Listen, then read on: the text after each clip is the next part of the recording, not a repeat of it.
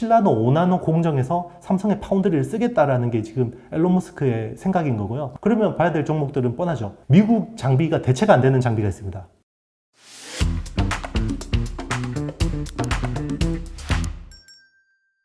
지금까지 메모리 반도체 얘기를 했고요. 네네. 이제 시스템 반도체 이쪽이 네. 또 어떻게 본다면 그 삼성전자의 미래 가치를 네네. 결정짓는 중요한 부분인데, 그렇죠. 그 최근에 이재용 부회장이 그 네. 미국으로 간다. 네. 이게 아직 안 갔죠? 이제 갔나요? 이제? 네, 11월에 갑니다. 11월. 네. 11월 초.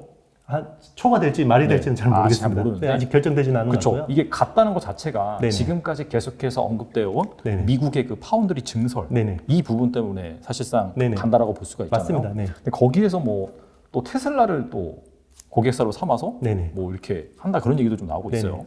그래서 이 부분에 대해서 좀 더 구체적으로 좀 말씀해 네네. 주시고, 네네. 그 다음에 실제로 이렇게 미국 투자가 확정된다라고 네네. 한다면 네. 과연 어떤 그런 기업들을 주목을 해야 되는지 궁금합니다. 네.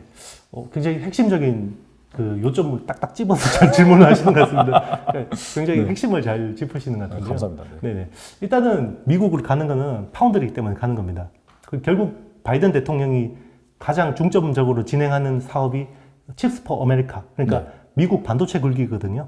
네. 그러니까 미국의 고민은 우리가 세계 최고의 반도체 기술을 가지고 있는데 생산 라인이 없어서 문제가 된다라는 게 이번에 어떤 문제 인식이었고, 그래서 우리가 세제 혜택의 40%를 제공해 줄 테니까 미국 내에다가 반도체 라인을 깔아라라는 게 TSMC, 뭐 삼성전자, 인텔한테 요구하는 것들이잖아요. 그렇죠. 그래서 삼성은 20조 투자를 약속을 했습니다. 그래서 그거를 이제 바이든 대통령하고 약속이기 때문에 지켜야 됩니다. 네네. 그래서 이번에 그걸 가는 거고요. 그러니까 미국 이제 그 텍사스 주에 있는 테일러시라는 데가 있습니다. 네네. 거기에 이제 지금 거의 그 부지는 확정된 것 같고요. 부지. 네. 네. 거기에다가 이제 20조 투자를 해서 아마 5나노 파운드리 그 공장을 세울 것 같고요. 그리고 앨런 머스크하고 만나러 가는 거는, 그러니까 테슬라 같은 경우는 그 자동차, 자율주행차용 AP를 가장 하이엔드 테크를 씁니다. 보통 그 일반 자동차용 그 반도체 같은 경우는 미세 공정이 아무리 좋아도 뭐 28나노 이 정도 수준밖에 안 돼요. 네네. 그런데 테슬라 같은 경우는 거의 뭐 지금 쓰는 게 14나노 수준이고 향후에는 7나노, 5나노까지 하려고 하고 있거든요. 그래서 7나노, 5나노 공정에서 삼성의 파운드리를 쓰겠다라는 게 지금 앨런 머스크의 생각인 거고요. 이제 삼성 입장에서는 그러면 테슬라 같은 고객을 확보함으로 인해서 이제 구글 웨이모 AP도 삼성이 할 것 같거든요. 그러면 기존에 이제 뭐 그 모바일 AP, 그러니까 모바일의 두뇌 역할을 하는 AP는 TSMC한테서 가져오기가 쉽지 않지만 네네. 새로 성장하는 자율주행차용 AP는 우리가 선점할 수 있다라는 이런 야심이 있는 거죠.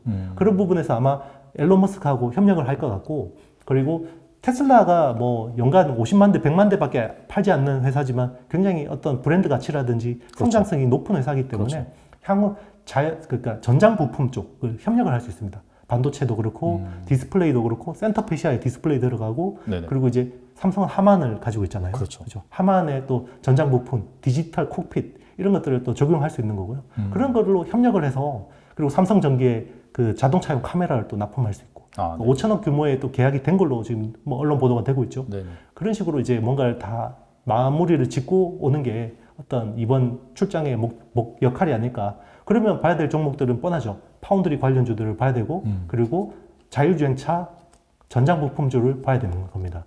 근데 여기서 약간 네. 갑자기 궁금하신 게 있는데, 네. 왜 하필 그러면 테슬라는 TSMC가 아니라 삼성전자 쪽이랑 이렇게 협력을 하러 할까요? 그렇죠. 굉장히 좋은 질문이세요.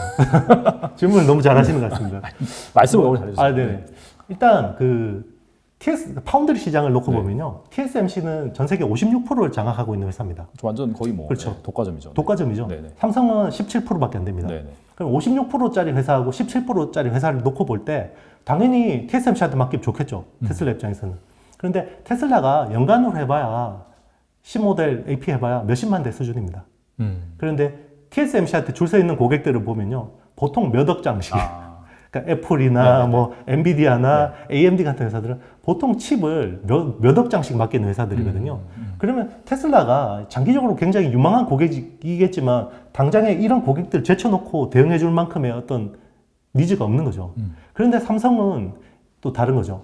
그러니까 우리는 아직까지 TSMC에는 좀 못 미치지만 이런 회사를 잡고 서로 윈윈을 한다 그러면 향후 미래에서 우리가 치고 나갈 수 있는 기반이 될 수 있는 거고, 그리고 삼성이 내년에 3나노 GAA, 그러니까 게이트 올 어라운드라는 신공정을 지금 진행을 합니다. 그렇죠. 네.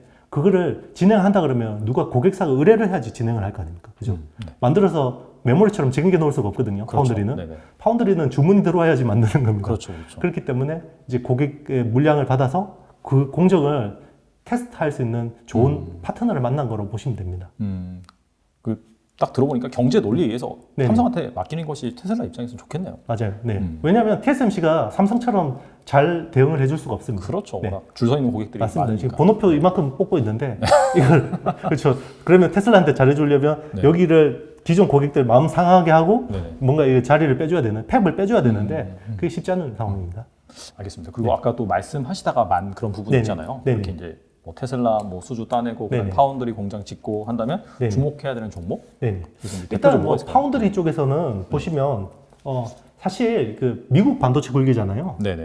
미국 반도체 굴기니까 아마 미국 장비를 많이 쓰라고 할 겁니다. 기본적으로. 미국 정부 입장에서 그렇잖아요. 그렇죠. 네. 자기가 세금의 40%를 주는데 네네네. 그 가능한 미국 장비를 쓰라고 그러겠죠. 그러면 보통 전 공장이라 그러잖아요. 펩 공장인데 그런 쪽은 미국이 워낙 잘합니다. 그러니까 그렇죠. 어플라이드 머티리얼즈라든지 네네. 뭐 그 KLA라든지 뭐 테라다임 이런 회사들이 너무 많기 때문에 그런 장비를 쓰는데 미국 장비가 대체가 안 되는 장비가 있습니다. 그게 후공정 쪽입니다. 후공정 쪽에서 국내에서 미국 회사들이 할 수 없는 거를 잘하는 그 후공정 쪽에서 뭔가 돋보이는 독점적인 기술을 가진 회사가 두 군데가 있습니다. 한미반도체라는 회사하고요. 네네. 이오테크닉스라는 회사입니다. 아. 이 두 회사는 후공정 쪽에서, 그러니까 어드밴스드 패키지라고 그러거든요. 네. 최근에 후공정 기술이 워낙 난이도가 높아져서 굉장히 고난이도의 어떤 기술이 필요한데 거기에 필요한 장비가 이 두 회사가 세계적인 기술 수준을 가지고 있습니다. 그래서 이 두 회사는 미국 반도체 굴기가 되더라도 후공정 쪽에서 수혜를 볼 수밖에 없을 것 같고, 네, 그 후공정은 아마 미국의 암코라는 회사가 담당할 것 같습니다.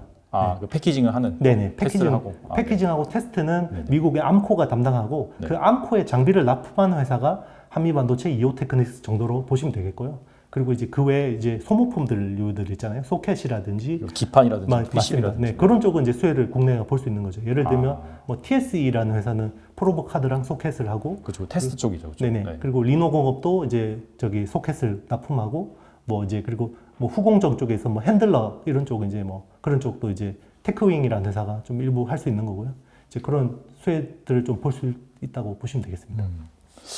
그러면 그 재료를 만드는 네. 그런 회사도 뭐 같이 수혜를 이제 볼 수 있는 네네. 그런 부분이 있고요. 네네. 알겠습니다. 그러면 또 후공정 잠깐 말씀해 주셨는데 네네. 전공정이 사실 부가가치가 더 크긴 하잖아요. 맞습니다. 그리고 이게 지금 반도체 기술이 이제 뭐 여러 가지가 있지만 그래도 네네. 이제 목적성은 하나잖아요. 네네. 얼마나 더 미세하게 잘 맞습니다. 만드느냐. 그러면서 지금 최근에 이제 뭐 화두가 된 게 EUV 극자외선 장비라고 있는데 이게 사실 네덜란드 ASML만 현재 만들 수 있잖아요. 그렇죠. 그래서 이제 그럼에도 불구하고 이 ASML 말고 네네. 또 좀 주목할 만한 네. 그런 기업이 있을까요? 일단 이제 사실 노광이 점점 갈수록 중요해지고 어떤 장비 투자에서 비중이 커지고 있어요. 옛날에는 한 30% 초반 정도였거든요. 네네. 만약에 뭐 10조에 설비 투자를 한다 그러면 10조 중에서 한 3조 정도 초반은 노광이었는데 지금은 40%까지 늘었습니다. 왜냐하면 이게 노광기 EUV라는 장비 자체가 워낙 중요해지다 보니까 이 장비 가격도 올라가고 있고 엄청 비싸잖아요. 네네. 그러니까 이제 아무래도 장비는 답이 없습니다. 국내에서 뭐 익스포저 있는 회사가 없다고 보면 되고요. 대신에 그 장비를 돌리는 데 있어서 소모품들, 예를 들면 펠리클이라는 네네. 이제 그 마스크를 보호해주는 부품들 이런 쪽은 SNS텍, 뭐 FST 이런 회사들이 수혜를 볼 수 있고요. 그런데 그것도 기존에 어떤 그 해외 플레이어가 있고 이거를 국산화하는 과정입니다. 그래서 당장의 어떤 수혜는 좀 쉽지 않을 수도 있고요. 그리고 이제 노광에서 필요한 이제 우리 그때 아베 소부장 때 문제가 됐던 포토 레지스트. 그렇죠. 그렇죠. EUV용 포토 레지스트 쪽을 이제 국산화를 하는 회사가 이제 국내에는 이제 동진 세미캠 네. 그리고 그 원재료를 하는 ENF 테크 뭐 이런 회사가 있겠고요. 그리고 뭐 DNF라는 회사가 또 이제 거기 드라이 PR이라는 EUV용 뭐 또 그걸 개발하고 있고 뭐 이런 쪽 좀 수혜도 볼 수 있는데 사실은 가시적인 수혜라고 보기는 힘듭니다.